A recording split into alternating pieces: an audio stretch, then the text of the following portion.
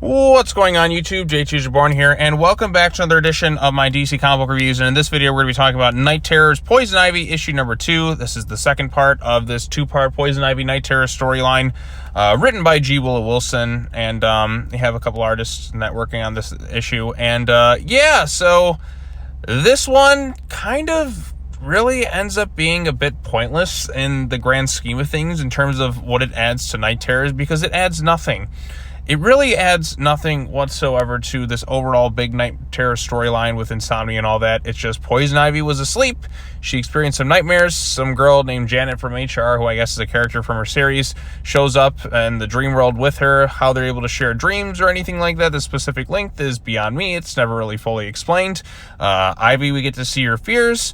There's some kind of creepy looking, overly smiling artwork, which I think is part of the standout. I think that, to me, is the most memorable aspect of this issue. But by the end of it, she wakes up, Janet wakes up, they're a little confused, and that's just about it.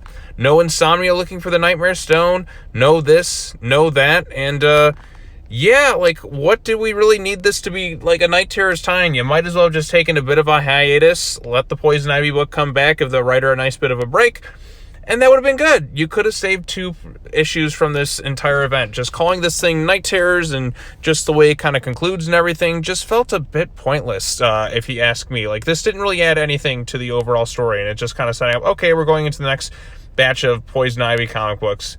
Yeah, Ivy loves Harley, and she has her fears, and she realizes that's not Harley, and then she forces herself to kind of wake up by the end of it. Janet's there as well.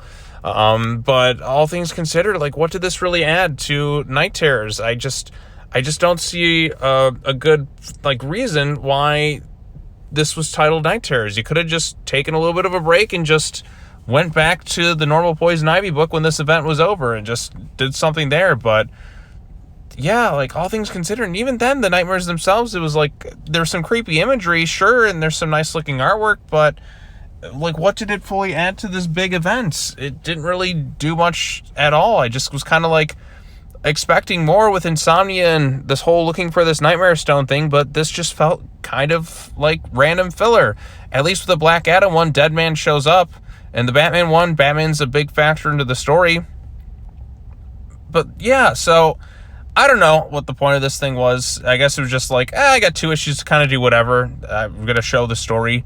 Not to say it's a bad story in general or anything like that. There's some memorable, like I said, some imagery that's sprinkled throughout the issue and some cool looking moments. But in terms of what it added to this overall event and the whole Night Terrors thing, it didn't really do much. All things you could, if you want to get the main gist of Night Terrors, if you skip the storyline entirely, you would miss nothing. Because even then, when it ends, it doesn't really set up saying, "Hey, Poison Ivy's going to show up in the next issue of Night Terrors so and so." At least the Black Adam one did that. Said, "Hey, this story will pick up in Night Terrors so and so." I'm like, okay, at least it's picking up there.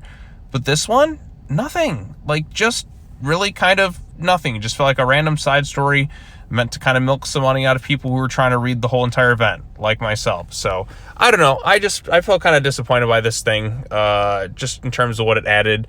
On its own, I think it's a fine, okay story. Nothing really terrible or obnoxious about it. But if you're titling this Night Terrors Poison Ivy, I expect it to maybe make the story of Night Terrors, or like add something to it. I was giving it the benefit of the doubt with the first issue, but now that we're here, it's just like, what do we even add with this overall? So yeah, I don't know. I was kind of bummed that it really didn't add much to this overall narrative. But if you're looking for a random Poison Ivy story about her in a dream state and seeing some of her fears in that, like showcasing her love of Harley Quinn and what she's able to tolerate with it, I suppose you'll be okay with this one. But if you're looking for something to build on this big, huge event, and you're just going to miss the mark with this one, because it doesn't really add anything on its own. So as it stands, the issue itself is just kind of okay, but in terms of adding to this overall event, it's a skip for me. So anyways, if you have any thoughts on this particular issue, let me know what you thought of it in the comment section down below. Be sure to like this video, share it with your friends, subscribe to the YouTube channel for more content, hit the bell for notifications,